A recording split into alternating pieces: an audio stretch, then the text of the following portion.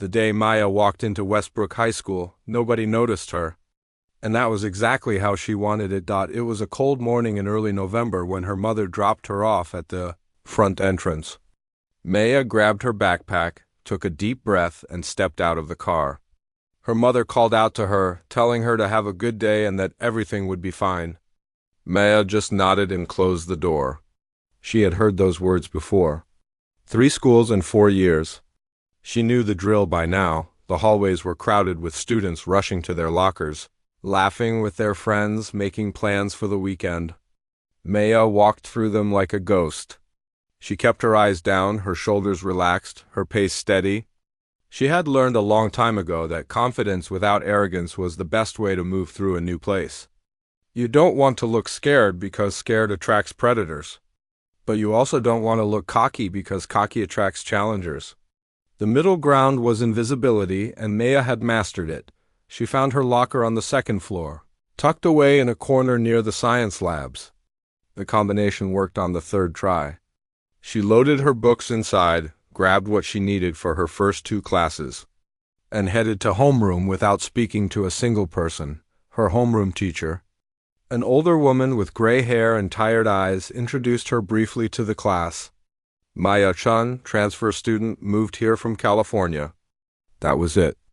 Maya gave a small wave, found an empty seat near the back, and sat down. A few students glanced at her with mild curiosity, but most of them went back to their conversations within seconds. Good, that was good. The first few days passed without incident.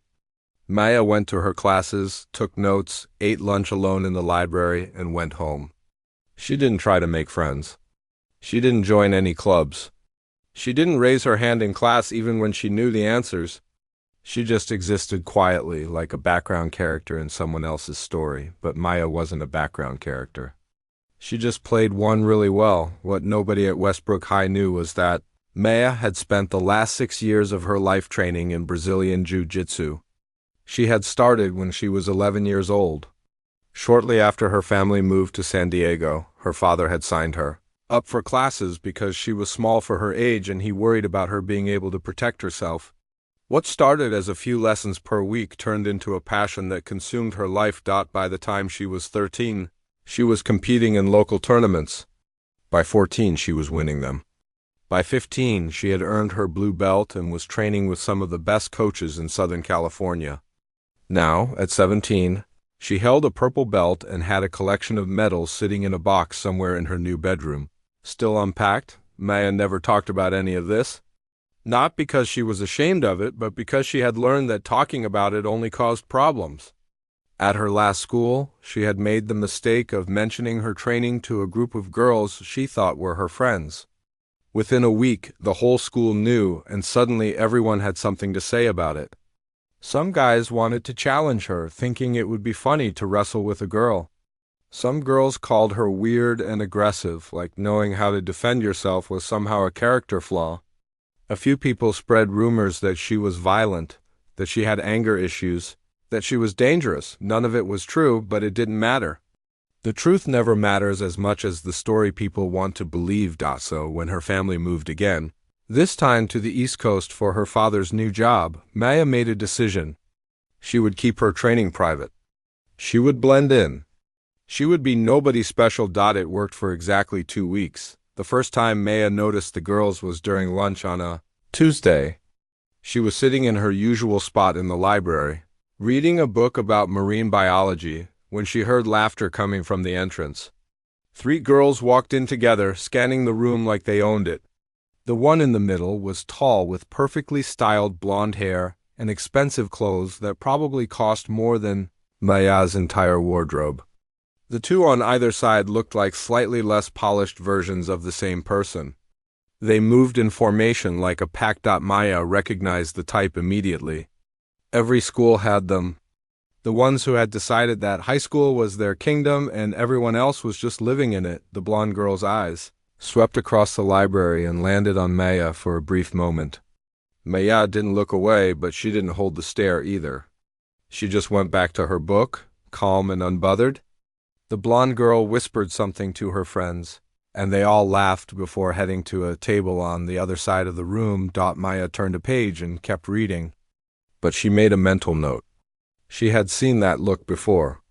It was the look of someone deciding whether you were prey over the next few days. Maya learned more about the three girls without even trying. Their names floated through the hallways in whispers. The blonde one was named Jessica Harmon. Her family owned half the businesses in town, or at least that's what people said. The other two were Brittany and Kayla, best friends since elementary school and loyal followers of whatever. Jessica decided they were the kind of girls who smiled while they destroyed you. The kind who could ruin your reputation with a single rumor and make your life miserable without ever throwing a punch. Maya had dealt with their type before.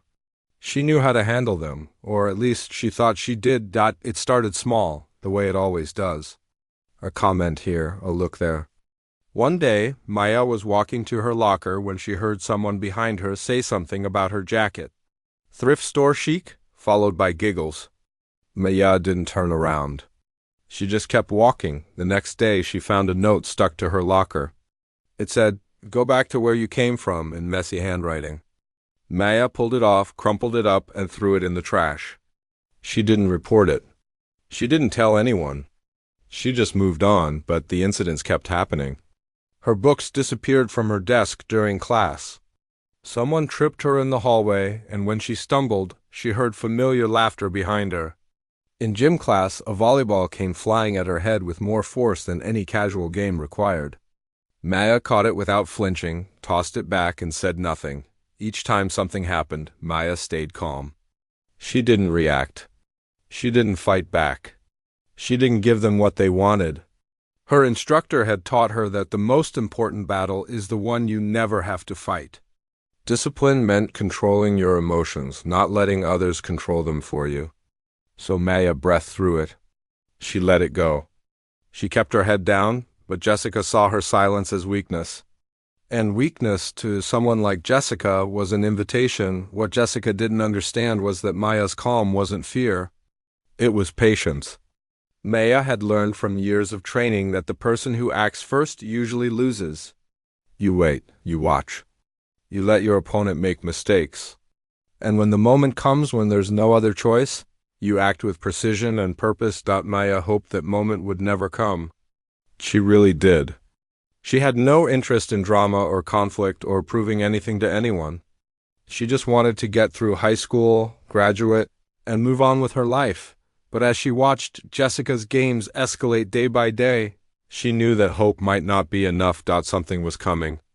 Maya could feel it, and when it arrived, Westbrook High School would learn that the quiet girl in the corner was anything but weak. 3 weeks into her time at Westbrook High, Maya had become Jessica Harmon's favorite project. And Jessica was very good at her projects. It wasn't random cruelty. That's what most people didn't understand about girls like Jessica. She didn't wake up one day and decide to be mean. She had a system. She had rules. She had perfected the art of breaking people down so slowly that by the time they realized what was happening, it was already too late. Jessica came from money. Old money. The kind of money that bought silence when things went wrong and opened doors that stayed locked for everyone else. Her father was a real estate developer who owned properties all over town. Her mother sat on the school board. Jessica had grown up knowing that the world would bend to her will. And so far it always had, but money wasn't what made Jessica dangerous. What made her dangerous was her understanding of people. She knew exactly how to find the cracks in someone's armor. She knew how to turn friends against each other. She knew how to spread a rumor so carefully that it felt like the truth by the time it reached your ears. And she knew how to smile through all of it so that if anyone ever complained, she could look at them with those innocent blue eyes and say she had no idea what they were talking about. Maya had caught her attention for one simple reason. She didn't react. Most new students were easy targets. They came in nervous, desperate to fit in, willing to do anything to be accepted. A few well-placed comments, some exclusion from social groups, maybe a rumor or two, and they crumbled. They cried in bathrooms. They begged for forgiveness for things they never did. They transferred schools or faded into the background, broken and quiet, but Maya was different. When Jessica made comments about her clothes, Maya didn't flinch. When her books went missing, Maya just borrowed new ones from the library. When someone tripped her in the hallway, Maya caught herself, kept walking, and never looked back. She didn't cry. She didn't complain.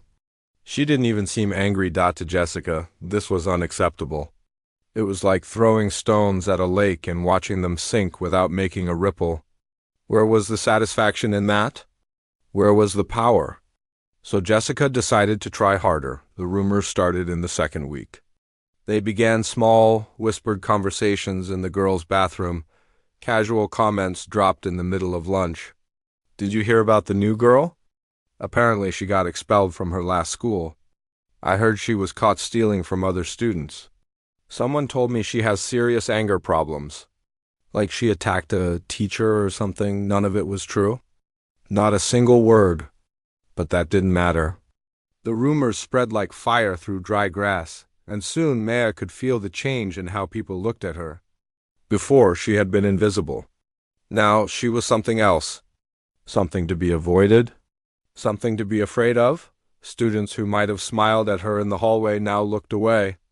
A girl who sat next to her in English class moved to a different seat without explanation. When Maya walked into the cafeteria, conversations would pause for just a second before continuing. It was subtle, but Maya noticed. She always noticed. Still, she said nothing. She did nothing. She kept going to class, kept eating alone, kept her head down. Her mother asked her once if everything was okay at school, and Maya said yes. What else could she say?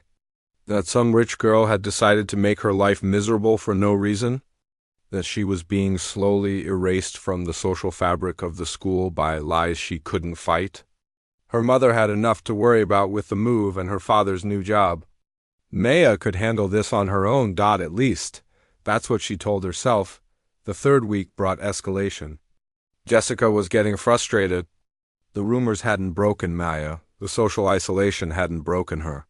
So Jessica moved to phase 2, which was more direct. On Monday, Maya opened her locker to find all her books soaked in water. Someone had poured an entire bottle through the vents. Her notes, her homework, her textbooks, everything was ruined. Maya stood there for a long moment looking at the damage. A few students nearby watched her, waiting to see what she would do. She could feel their eyes on her. Maya took a slow breath. Then she calmly removed the wet books, dropped them in the nearest trash can, and walked to the office to request replacements. She didn't cry. She didn't yell. She didn't even ask who did it, even though she already knew. On Wednesday, she found her gym clothes had been taken from her locker and thrown in the toilet. The teacher made her run laps in her regular clothes while Jessica and her friends watched from the bleachers, barely hiding their smiles. On Friday, things got physical. Maya was walking down the stairs between classes when someone pushed her from behind. It wasn't a gentle nudge. It was a hard shove, meant to send her tumbling. But Maya had trained her body for years to react without thinking. She caught the railing, pivoted her weight, and landed on her feet like nothing had happened. She turned around just in time to see Kayla disappearing into the crowd, giggling. Maya's heart was pounding now. Not from fear. From something else. Something she had worked very hard to control. That night, Maya went to her room and sat on her bed for a long time. She looked at her hands. Strong hands. Capable hands. Hands that had submitted opponents twice her size on the mat. Hands that could end this whole situation in seconds if she let. But she wouldn't. She couldn't. That wasn't who she was. Her instructor back in California used to tell her. Something that stuck with her through all these years. He said that the true warrior is not the one who always fights. The true warrior is the one who knows when fighting is necessary and when it is not. Violence is easy. Restraint is hard. And the hardest battles are the ones that happen inside your own head. Maya understood that. She had internalized it. But understanding something and living it are two different things, especially when you're 17 years old and someone is trying to destroy your life for sport. She thought about telling someone.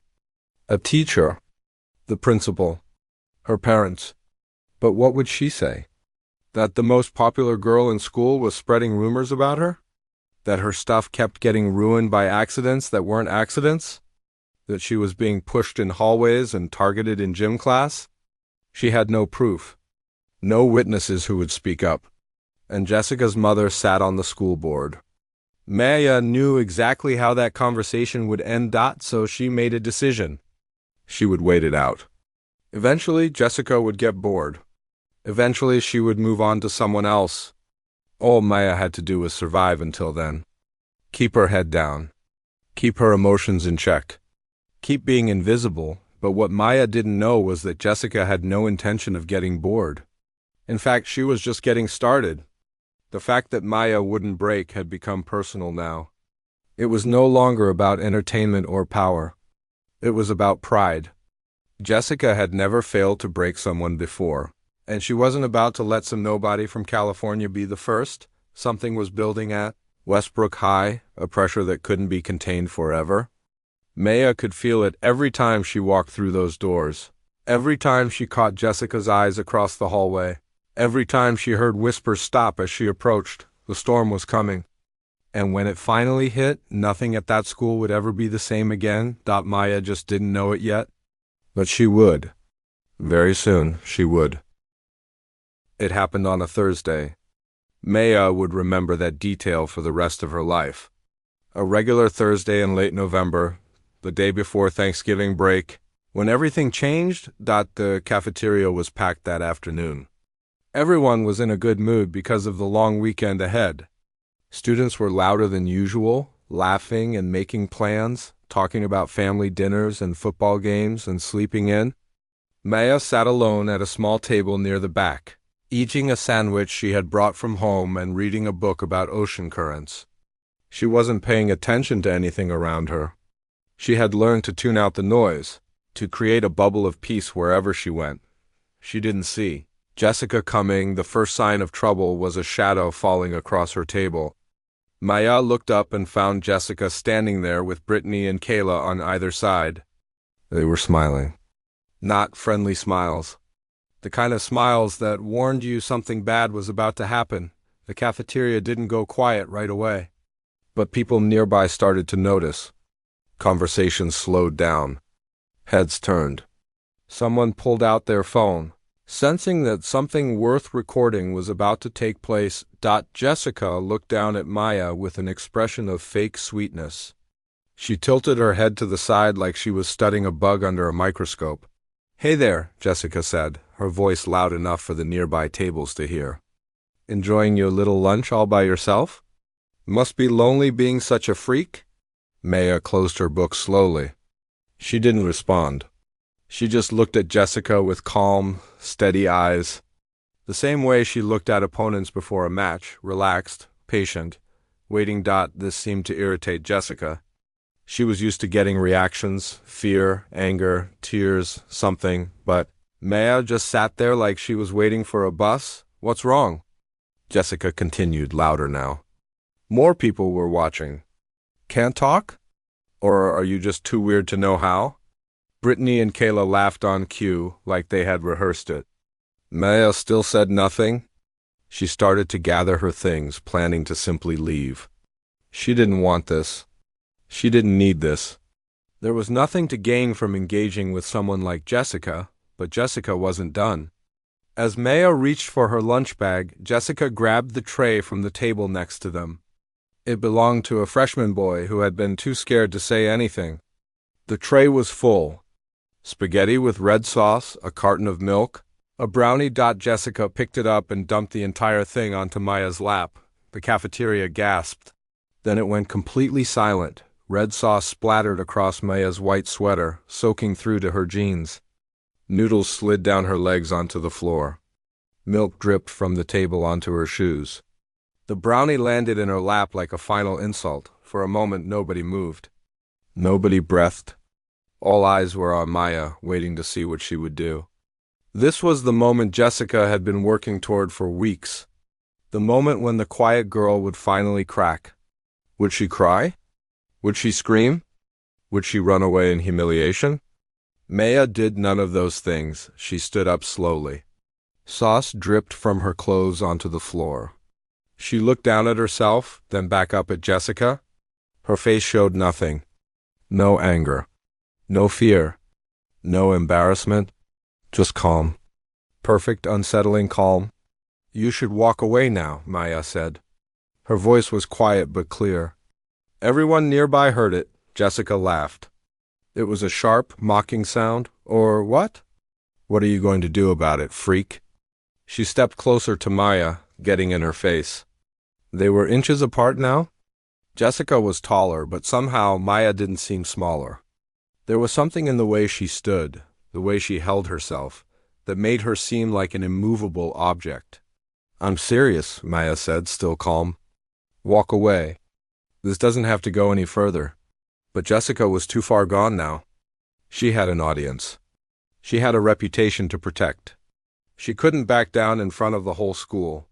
So she did what she always did when words weren't enough. She shoved Maya, hard, both hands against her chest, pushing her backward, or at least that's what should have happened. What actually happened took less than 10 seconds, but to everyone watching, it felt like time had slowed down. The moment Jessica's hands made contact, Maya moved.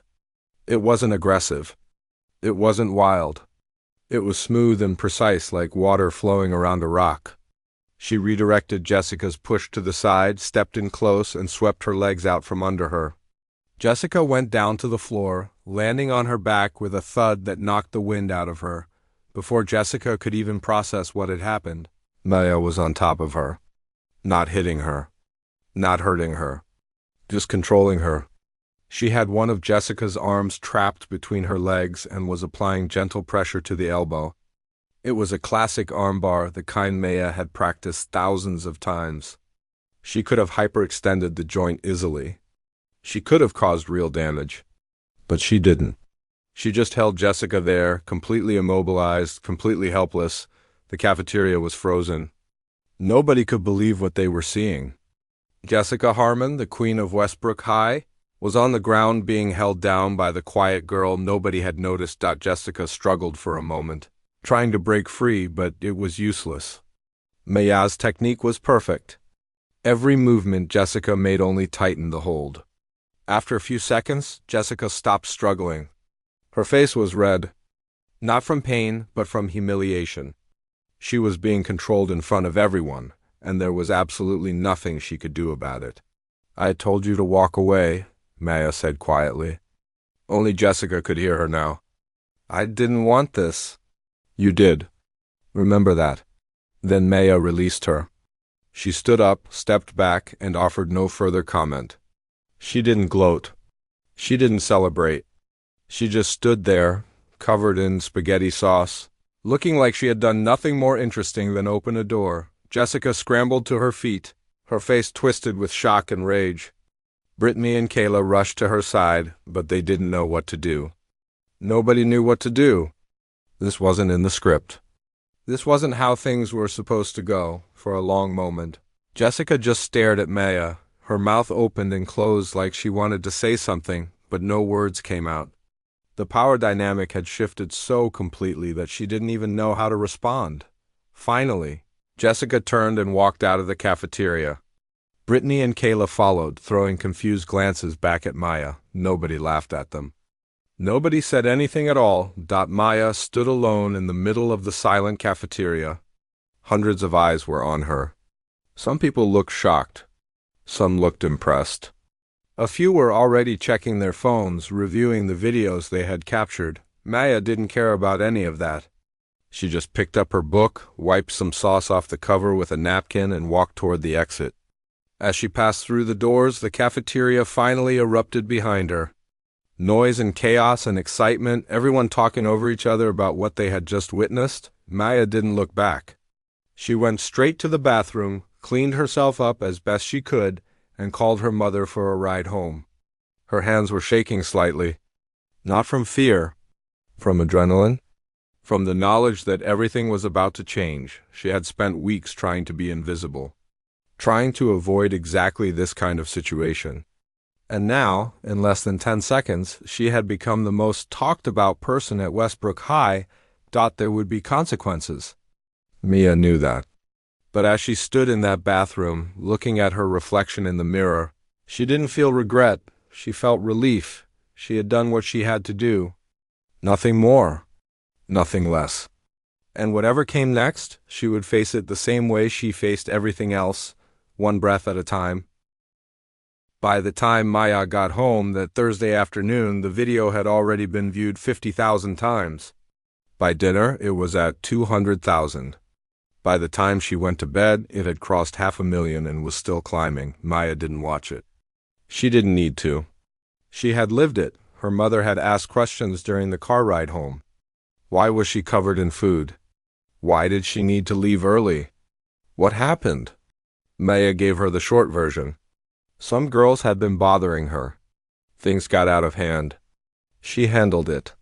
Her mother wanted more details, but Maya was too tired to explain. She just wanted to shower, change her clothes, and pretend the whole thing hadn't happened, but the internet had other plans. Daughter phone started buzzing around 7 that evening. At first, she ignored it. Then the messages kept coming. People she hadn't talked to in years. Old classmates from California.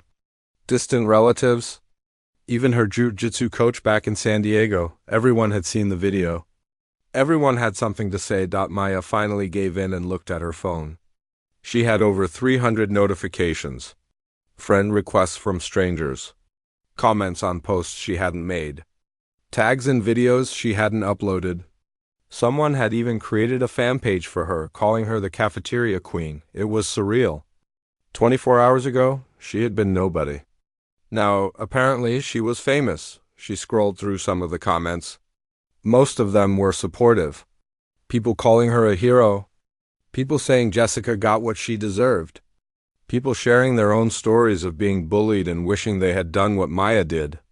A few comments were negative, calling her violent or saying she overreacted, but they were drowned out by the wave of positivity. Maya put her phone down and stared at the ceiling.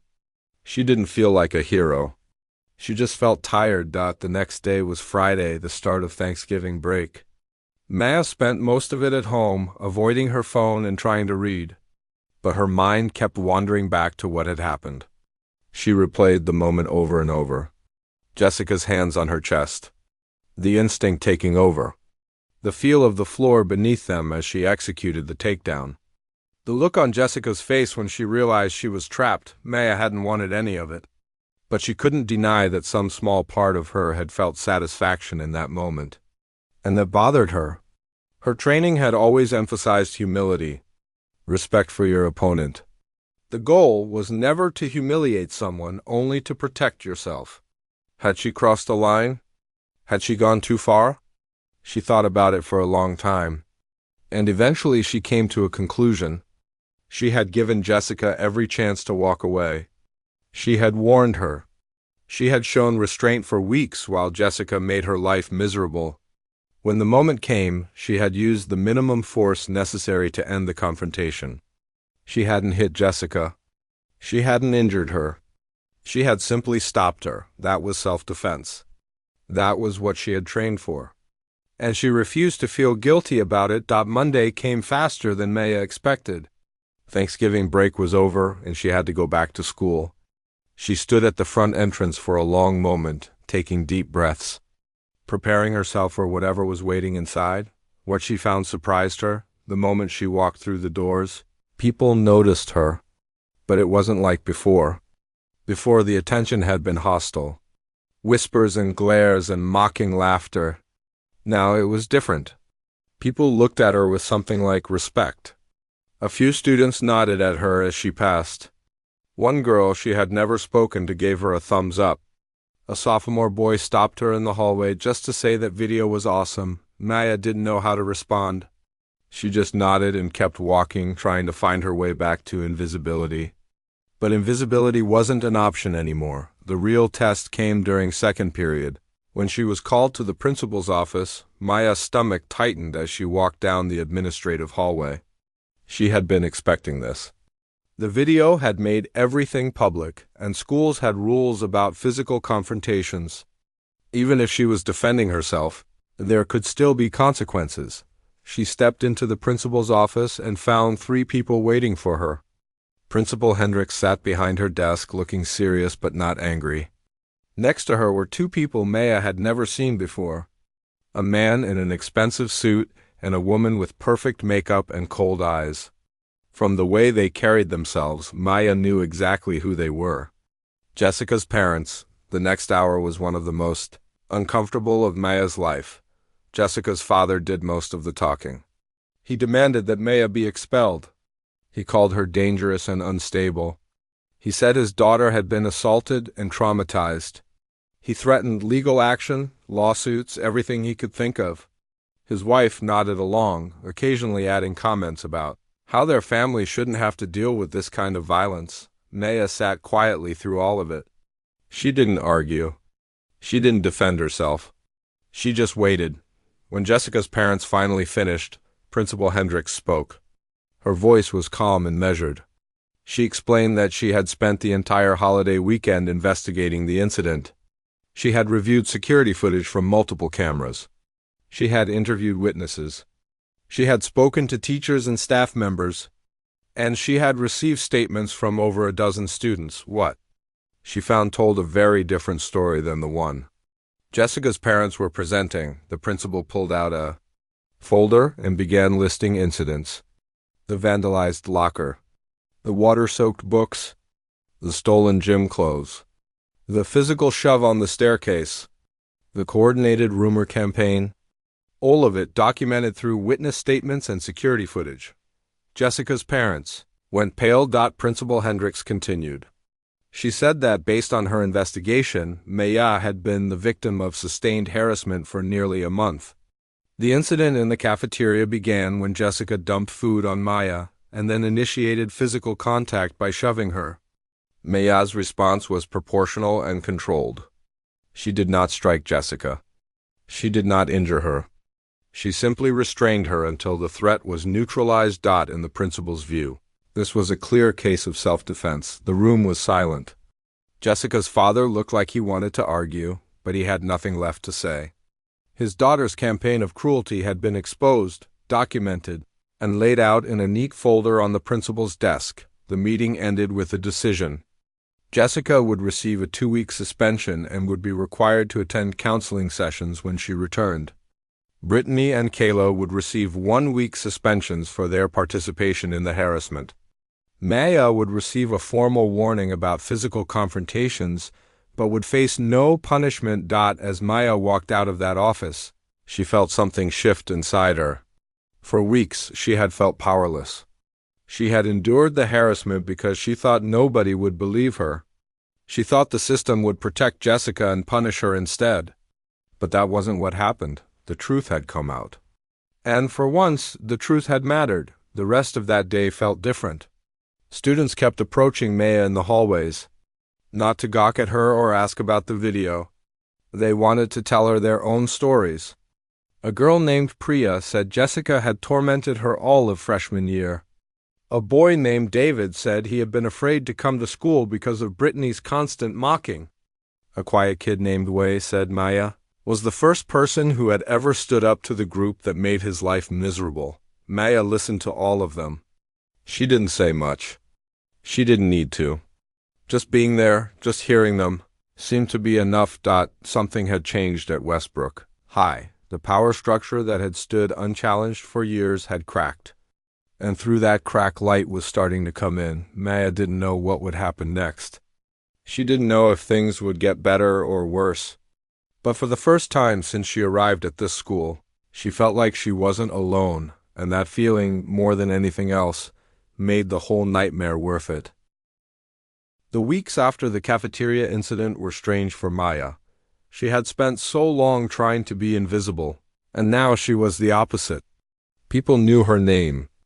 People waved at her in hallways. People saved seats for her at lunch.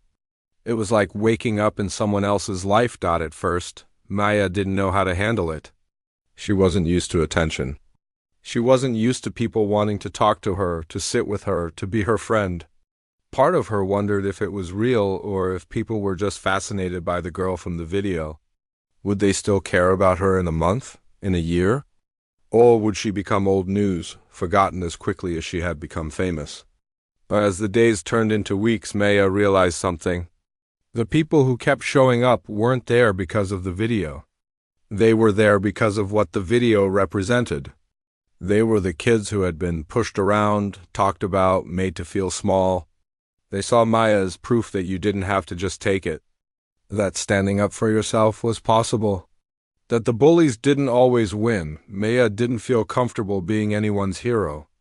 But she understood why they needed one. It was her mother who gave her the idea. One evening in early December, they were sitting at the kitchen table after dinner. Maya was doing homework and her mother was reading something on her phone. Out of nowhere, her mother looked up and asked if Maya had ever thought about teaching. Teaching what? Maya asked. What you know, her mother said. The things that helped you handle that situation. Maybe other kids could learn from it too. Maya thought about it for a long time. She had never considered herself a teacher. She was still learning herself.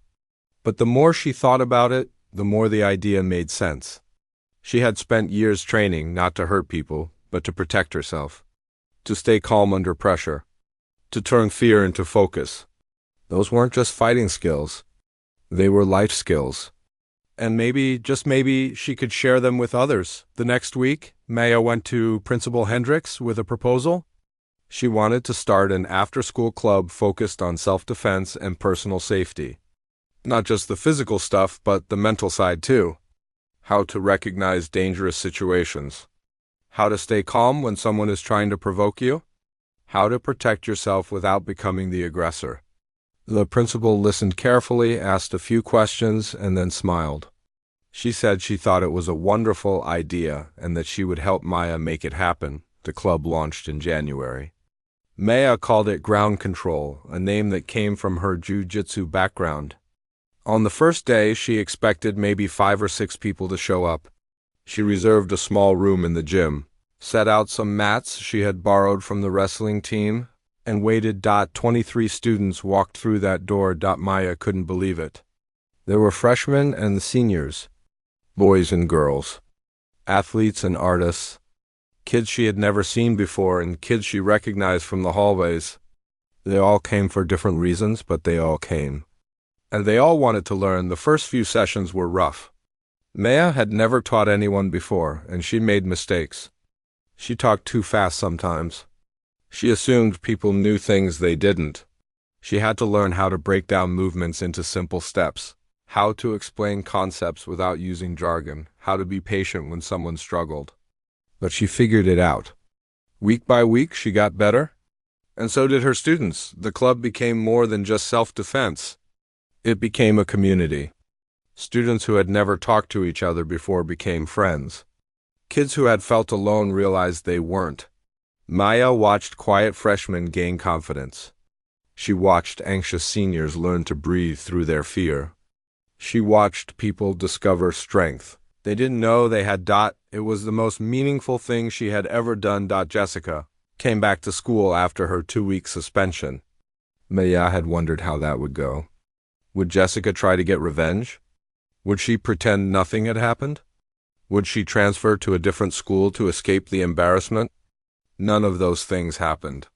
What happened instead was something Maya never expected. Jessica kept her distance at first.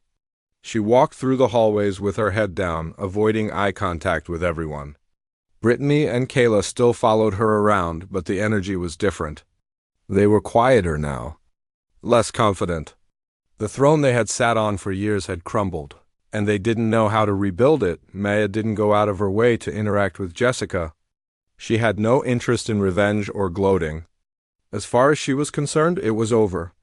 They could both move on with their lives, but then, one afternoon in late February, something unexpected happened. Maya was setting up the mats for ground control when she heard footsteps at the door. She looked up and froze. Jessica was standing there, alone, looking more nervous than Maya had ever seen her. For a long moment, neither of them spoke. The silence was heavy with everything that had happened between them. All the rumors, all the harassment, the cafeteria, the suspension, the video that had changed both of their lives. Finally, Jessica spoke. Her voice was quiet, almost a whisper. She asked if she could join the club. Maya didn't respond right away. She studied Jessica's face, looking for signs of a trick, a trap, some new scheme. But all she saw was a girl who looked tired. Tired and lost and maybe, just maybe, ready to change. Maya thought about saying no. She had every right to. After everything Jessica had put her through, nobody would blame her for turning her away. But then she remembered something her instructor used to say. He told her that martial arts wasn't about defeating your enemies. It was about defeating the enemy inside yourself: fear, anger, pride, the need for revenge. Those were the real opponents. And the only way to beat them was to let them go. Maya reached into her bag and pulled out a permission slip. She handed it to Jessica without a word. Jessica took it with shaking hands. She looked at Maya with something that might have been gratitude or maybe disbelief. Then she nodded once and walked away to fill out the form. She came back the next week. And the week after that. And the week after that. Jessica never became Maya's friend. Too much had happened for that. But she showed up. She listened. She learned. She treated the other students with respect. And slowly, over time, she started to become someone different. Someone better. Maya watched the transformation with cautious hope. She knew that change wasn't easy and that people sometimes fell back into old patterns. But she also knew that everyone deserved a chance to grow. Even the people who had hurt you. Maybe especially them. Months later, at the end of the school year, Maya stood in front of her club for the last session before summer break. The room was packed now. Over 50 students had joined since January. They looked at her with respect and affection, these kids who had become like family. Maya didn't give a big speech. That wasn't her style. She just told them to remember what they had learned. Not just the moves and the techniques, but the bigger stuff. That real strength isn't about hurting people. It's about protecting yourself and others. That courage isn't the absence of fear. It's acting despite the fear. And that the most powerful thing you can do when someone tries to tear you down is to stand back up and keep going. The students applauded. Some of them hugged her. A few had tears in their eyes. Maya smiled. A real smile. The kind she hadn't smiled in a very long time. She had come to Westbrook High wanting to be invisible. She was leaving it as someone who had made a difference. Not because of a viral video or a moment of confrontation, but because she had taken her pain and turned it into something that helped others, and that, more than any medal or any belt, was the greatest victory of all.